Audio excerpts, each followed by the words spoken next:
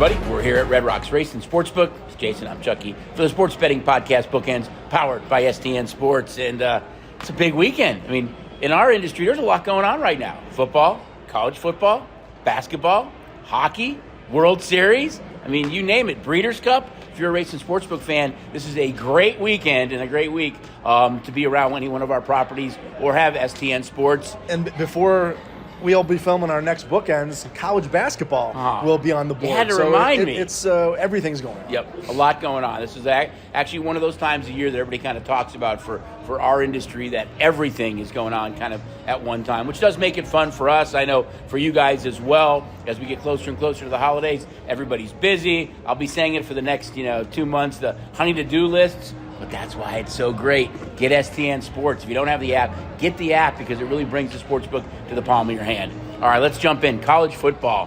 What a monster game to kick off Saturday. 9 a.m. our time. Ohio State, number 4th ranked team in the country. Number 3 ranked Penn State. We've seen the number come down a bit from 4.5 to 3.5. Does Penn State have the speed and the horses to keep up with Ohio State? We've seen teams like Bama have a second loss, and other teams get that second loss. Is this an opportunity for Penn State to upset the Buckeyes? Well, it's a game that they haven't been able to perform that in the past. Very true. Ohio State 9-1 in the last 10 years, straight up against Penn State. Only 2016 was Penn State able to pull that upset. And when you think about it as well, Ohio State has not been particularly well against the spread in these Penn State games. 3-7 against the spread against Penn State, but that was when these spreads were somewhat gigantic. A little bit different. Yeah, right. Over the last 5 years, this game has been a 4, and then the last 4 years before that was 16.5, 18.5, 12.5, and 18.5. So only last year where we kind of saw this as a competitive game, and of course Ohio State won that game by 8 in the Big House or in Ohio State. This will be a crazy game for Penn State, a big whiteout game probably.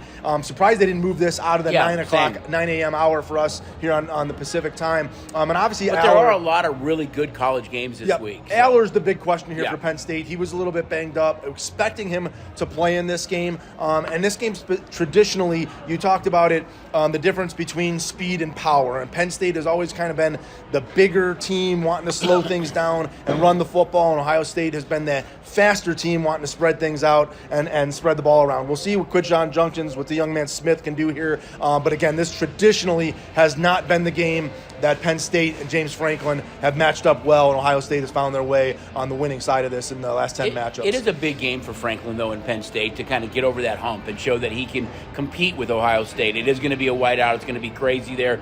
And just kind of getting to following up on the points that you made, Ohio State 5-0 straight up in their last 5 games when playing Penn State. And, of course, we see this number much more reasonable. Ohio State 7-1 straight up in the last 8 games when playing on the road at Penn State. Penn State 12-2 straight up in their last 14 games at home, and here they're getting a little over a field goal. Yeah, and one of the big things for me here is the offensive line for Ohio State. Josh Simmons, their left tackle, got hurt in the Oregon game. He's a guy that's expected to be a first-round pick in the NFL draft. His backup, Zen Michaels, then got hurt last week against Nebraska. So they've got some struggles on that Ohio State offensive line. So one of the things to look for in this game is check those injury reports.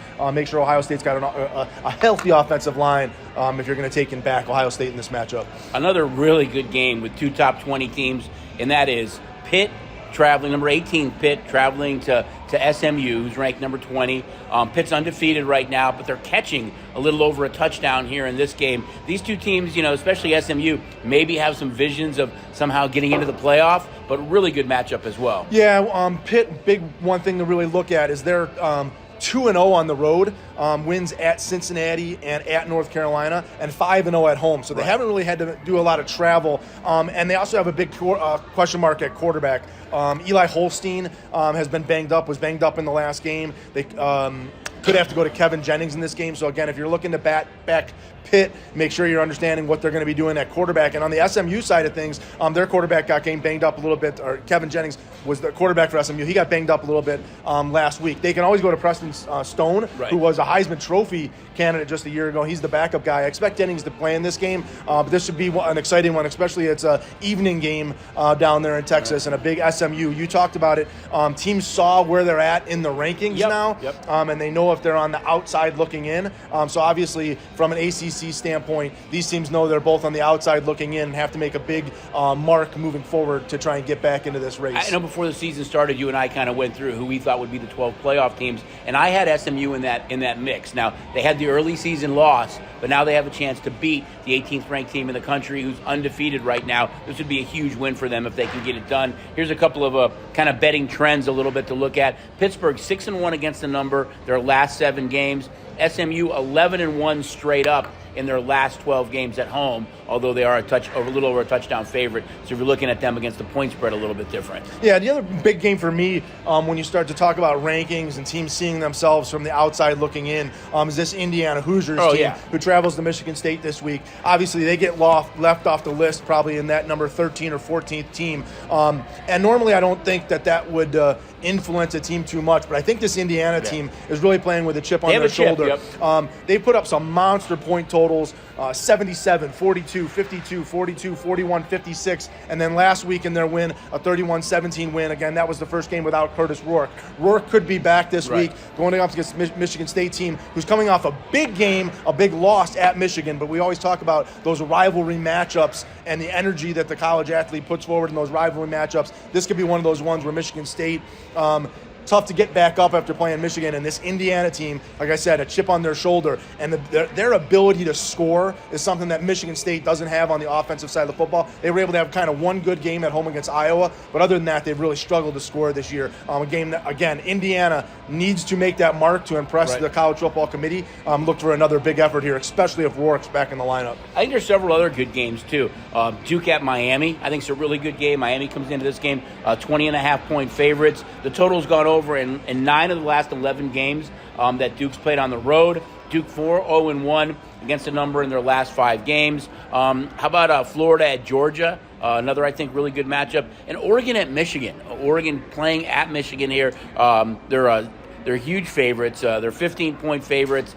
Michigan, though, 20-3 straight up, their last 23 games at home. But we know against some of the better teams this year, they've really struggled a little bit. Yeah, and 2 of those games that you mentioned, both Miami and Oregon, it's our Heisman Trophy showcase games for Cam Ward, Dylan Gabriel. These guys are obviously chasing Genty, the running back from Boise. But again, when you get national stages like this, when you get to go play at the big house and play on the road, if Dylan Gabriel is able to put up some big numbers, it's going to vault him in that Heisman Trophy race. I also look, Louisville's playing at Clemson. That's a 7:30 game local time. Awfully tough to go play Clemson. there. Right. Really, really tough. In all those Deebo Samuel years, Clemson at night is not a place that you want to visit. Not from a safety standpoint, from an absolute craziness of that crowd. Traveling to Clemson in that late of a night game is scary. I'm going to give you Texas A&M and South Carolina. That's the next one I have. Another big game. Obviously, Texas A&M with the big win over LSU. We all know the schedule shapes up for them with a final game against Texas. When we saw the rankings last night, obviously that game, Texas A&M is going to have a big monster deal if those teams continue to win. But a scary game here for Texas A&M, having to travel to South Carolina, unranked, but yet only a 2.5-point favorite at South Carolina. That was the last game I had listed, and I had a star there because only a 2.5-point favorite. A&M is 9-1 straight up in their last 10 games when playing South Carolina. South Carolina 5-1 against the number in their last 6 games. The total's gone over in 4 of Carolina's last 5 games. So I think this is a game you could see a lot of scoring. Maybe the last team that has the ball actually wins this game. And one more, everybody. My son goes to Ole Miss, so I'm closely following Ole Miss. But they travel to Arkansas this week. They're about a touchdown favorite at Arkansas. Didn't look good last week. They now travel to Arkansas, but they've got a big monster game ahead as they play Georgia at home next week. So is this a potential look-ahead game for Ole Miss where Arkansas can go steal? It's a game Ole Miss has to win, though, to really set up that game. Before we move on to the pros in the next segment, too, last man standing, only 22 contestants left. I mean, it has really dropped considerably in college and pro. I don't think I can ever remember less than 50 guests left. We saw it half-life. You had 42 contestants last week, down to 22, and I think it's 21 in the pros. So we saw both things happened. About 20 contestants got knocked out, and so hopefully those 20 contestants can find a way to win, and we don't have to, like, going into next week down to 10. But yeah, last man standing's been a knockout fest kind of each and every week. Right, but really a great college schedule this week. So come in any one of our books, check out STN Sports, and look at all these great college games. We're going to come right back and jump into the pro football here on Bookends. Grandma, who you like today? I'm just walking into Durango. State? Grandma, I'm not betting them. No way they win. No, you don't know ball. Grandma, State's getting blown out. No, I will not live bet them. Grandma, there's no way they come back. It's a big six. State pulls off a miracle comeback to win. Grandma, you were right. I know. I should have bet them on STN Sports. Okay, I'll admit you know ball. I love you too, Grandma. Bye. Download the STN Sports app now. Whenever you're ready. Hey everybody, we're back here at Red Rocks Racing Sportsbook for the sports betting podcast Bookends. We're going to talk a little pro football right now. This last week, you saw a lot of underdogs come in. This week, a lot of totals go over. For us, probably the best Sunday we've had in the last 3 weeks because of some of that puppy love, not so much as far as the totals go. But we're going to start on Thursday night. The Jets, arguably one of the bigger disappointments in the entire league at 2-6. You had a healthy Aaron Rodgers coming in. You traded for Devontae Adams. It really hasn't helped. They lose at the Patriots last week.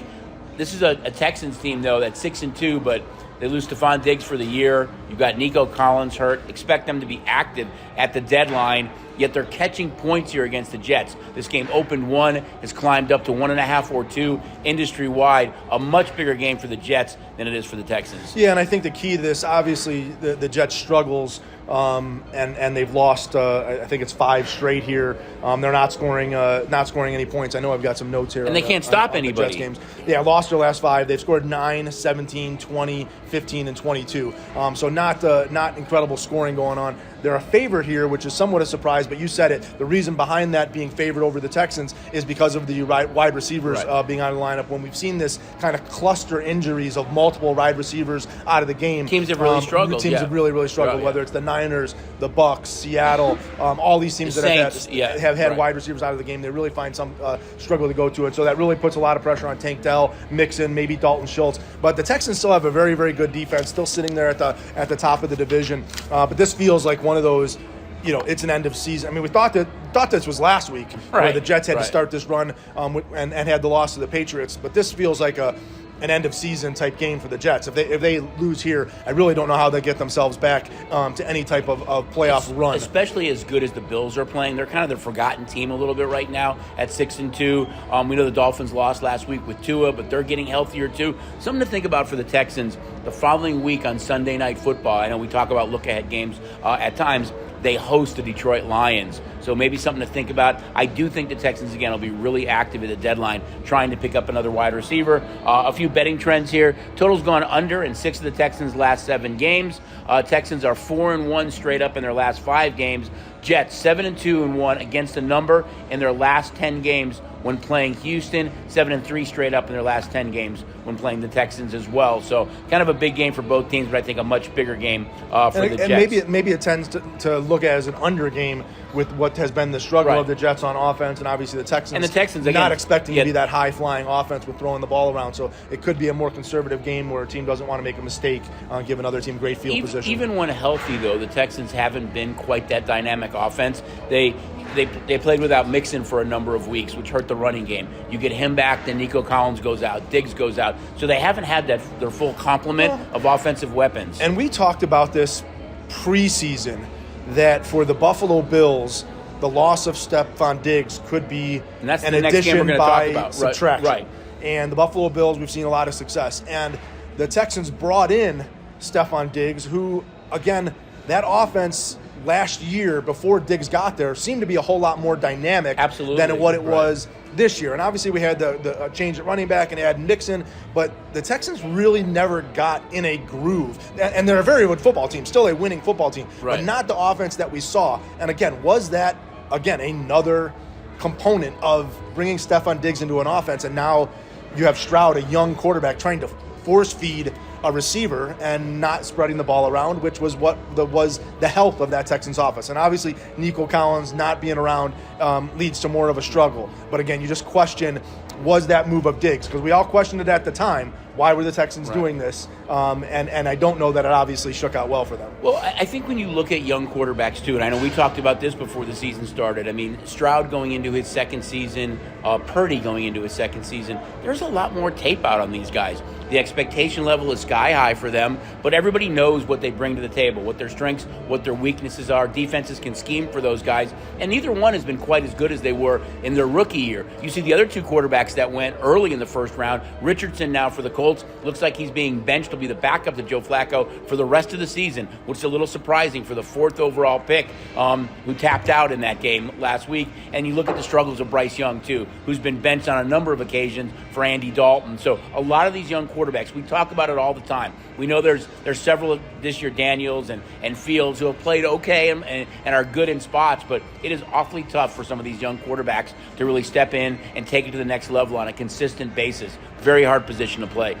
As Jay mentioned, Bills-Dolphins, big game for both these teams. Buffalo opened a 6.5-point favorite, down to 6. This is a rematch of the game earlier in the season, primetime game where Tua actually got hurt when he got tackled by Hamlin and got hurt in this game. This is a huge game to the Dolphins. They can't afford to lose this game and have lost both games to the Bills. They'll be trailing just 3 games as far as tiebreakers go for that. Buffalo already made their trade to get Amari Cooper, but I think this is Tua's second game back. They lose at home to the Cardinals. This is a massive game for the Dolphins to come in and try to steal this game. Yeah, and again, we thought the first quarter, and it was amazing to watch the Dolphins and watching Tua back in that offense, spreading things around. They can look like a completely different team, and then the defense really allowed the Cardinals to leak back into things and found a way to steal that game. And hopefully getting the reps and getting Tua on the field can develop something for Waddle and Hill, because they've just been non-existent essentially since he went down in that first game against Buffalo. So maybe some time on the practice field, but again,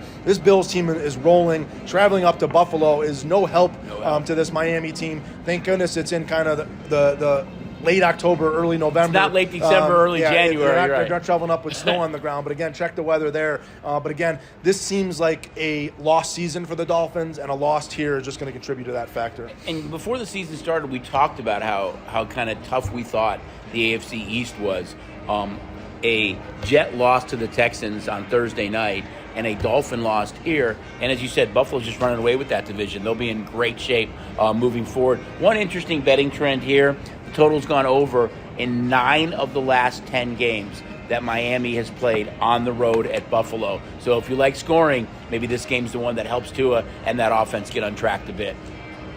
Another game we're going to look at on Sunday, and for me, this might be the game of the year early in the season, and that's the Lions at the Packers. We know how good the Lions are right now. The Packers, too. That whole division is still really good. All 4 teams are above 500, even with the Bears losing to in the Hail Mary, the Vikings dropping a couple games. All teams are above 500 right now. We don't know for sure if Jordan Love's going to play. We think he is. At this point, the numbers kind of come down a little bit. You're seeing 3.5s, some 3s out there industry-wide, but a huge game here, because if Green Bay can find a way to win this game at home, it puts more pressure on Detroit to beat them later at Detroit. Detroit wins this game, and it's going to be really hard for Green Bay to maybe win the North. But right now, Detroit, a very small field goal favorite against the Packers. Yeah, and the Lions have looked absolutely fantastic. Phenomenal. And everyone's been cashing tickets on them as they're 6-1 straight up. They're 6-1 against the spread.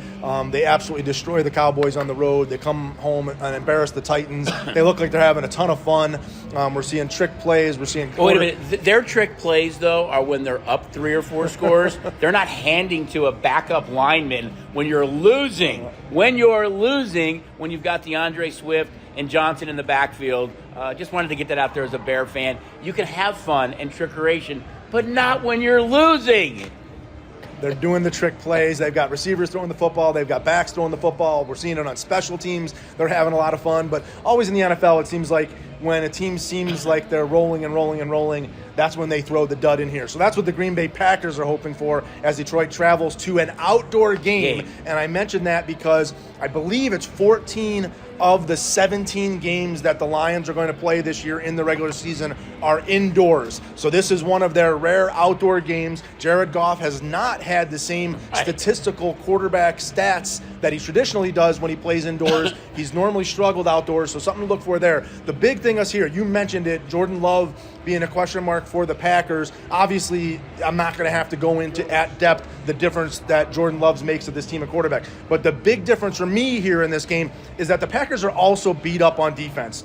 Defensive tackle Clark, defensive tackle Wyatt are both beat up. Cornerback Alexander's been beat up for several weeks. Safety Williams is hurt, and linebacker Walker is hurt. And when we talk about the Detroit Lions with that two-headed monster in the running game between Montgomery and Gibbs to go along with that offensive line, if your defensive line is not healthy and you're going to allow the Detroit Lions to run the football, I don't care how healthy Jordan Love is or how many receivers he has. If you're going to allow the Lions to do that, this is going to be a very, very difficult game because that offensive line for the Lions to go along with those receivers is a monster special unit. So the unit here that I'm focused on that the Packers have to be their best is that defensive front for the Packers, and I'm worried that they're injured on that defensive front, and that's going to be something that's going to be a big part of this game. Well, last year these two teams split, but they're able to win on the road.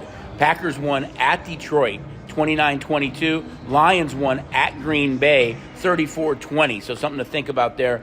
Maybe a few interesting betting trends here. Green Bay 6-1 straight up in their last 7 games. Green Bay is 20-5 straight up in their last 25 games when playing in Lambeau against the Lions, but a huge NFC North game for both teams. Next game we're going to look at on Sunday, we're going to jump into Broncos or Ravens. Now, they're both 5-3, but they're both really surprising to me. Number one, that the Broncos are 5-3. Because you look at who they've beaten this year, I don't think they're very good, but I think it shows you how good of a coach Sean Payton is. On the flip side, every week, I think, or every other week it seems, because they lose in between, I think the Ravens are maybe the best team in football or a team that can rival the Chiefs, and they find a way to lose. They lost to the Raiders. They've lost to the Browns.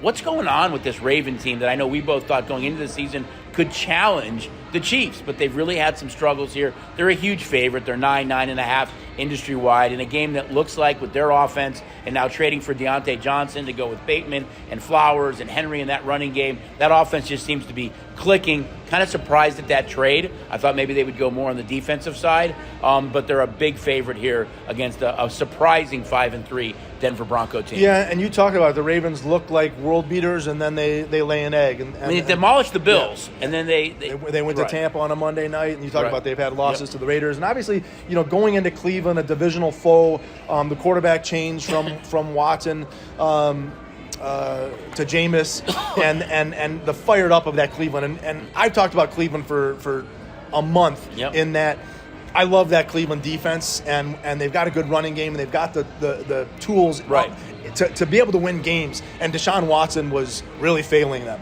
And obviously they trade Cooper, but that's what I thought was a good team.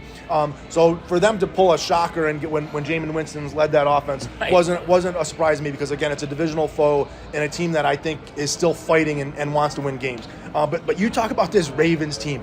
You just don't know what you're going to get on a week-to-week basis. You're going to get a good Lamar Jackson. You're going to get a bad Lamar Jackson. It seems like Travis or Derrick Henry has been like a steady part of the offense, but then he has times in this offense he's invisible, where he just disappears and they don't go to him. And I questioned it in the game at Tampa, which they won. Actually, it was the game that he had a ton of running, but they have like a passing offense. It was a game at Cincy.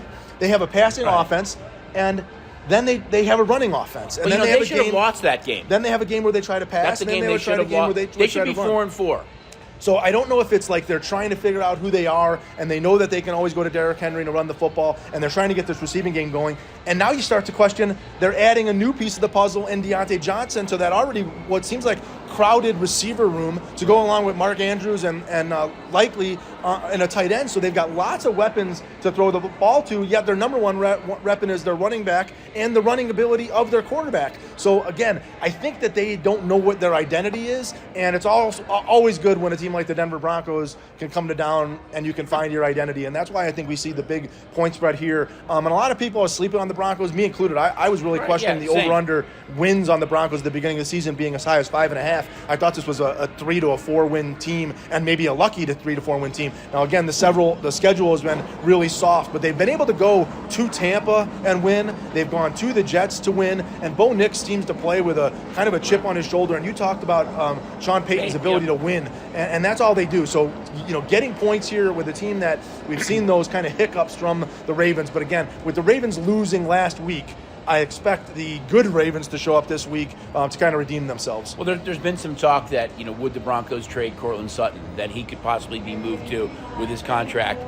So they moved on from Jerry Jeudy. So you have to wonder what's kind of going on there. If they're able to win this game, does that change the thought process a little bit? A couple of interesting betting stats here. Denver 5-1 against the number their last 6 games. And for Baltimore, the total has gone over in 7 of their last 8 games. So maybe look for some scoring here as well. Another really intriguing matchup. This one's in the NFC. This is the Rams, who are getting healthy right now with Kupp and Nakua back, playing against the Seahawks in Seattle. This game, it went from Seattle, a very small favorite, to the Rams, the favorite now. Kind of an intriguing matchup. I think the big key for Seattle right now is, will DK Metcalf be back? Because as you talked about, when teams lose not only multiple receivers, but their big gun receiver, their offense really struggles. But it looks like Metcalf will be back with JSN and Lockett in this game. But right now, the Rams getting healthier, a small road favorite at Seattle. Yeah, and Seattle, obviously the big win at Atlanta, upset win there, and then they come home and lose to the Bills. But this is not a foe that they are excited about coming to town.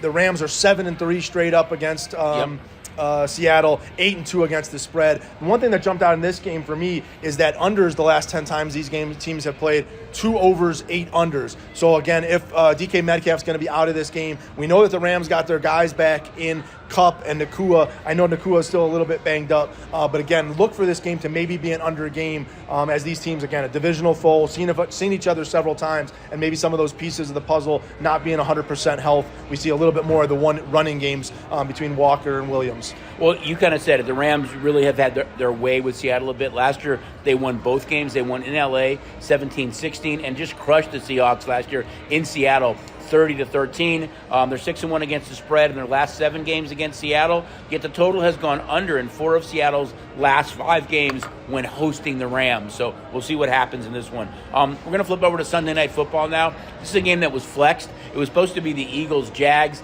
Instead, it's the Colts and the Vikings right now. Vikings come off back-to-back losses. We alluded to it earlier that for the Colts, full quarterback switch. It's going to be Joe Flacco the rest of the way if he stays healthy. Anthony Richardson not only benched for this week, but benched for the rest of the season. Colts are 4-4. They're still very much in it. If the Texans were to lose this game against the Jets on Thursday night, they play the Lions the next week, they could conceivably lose those 2 games. And here the Vikings now, they make a big trade to pick up Robinson on the offensive line to help out due to injuries. They're about a 5.5, 6-point favorite industry-wide. But again, they've come off back-to-back losses after being the last undefeated team in the NFC. Well, we talked about the Lions being a team that's cashed a lot of tickets for you, 6-1 against the spread. The Colts are even better, 7-1 against the spread. So we've seen a lot of money being made on the Colts. When you run through their schedule, we talked about being a 5.5 or 6-point dog.